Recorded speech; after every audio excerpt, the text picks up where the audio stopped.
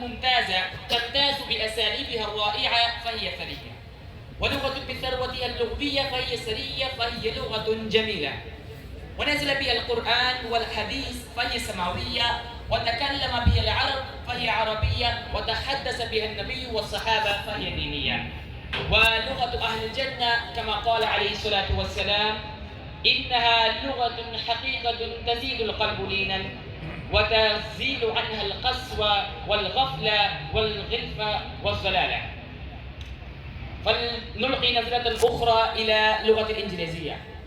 أما الإنجليزية فأنا لست مقترنا وليس مقارنا بين العربية والإنجليزية، ولكن بسبب كثرة انتشارها في أرجاء العالم قد أخذت من الأهمية، وهي أكثر من لغات وحظا وافرا، ولكن من أكثر اللغات نطقا وتلامس كل لسان، وأنطقه الله سبحانه وتعالى. فلا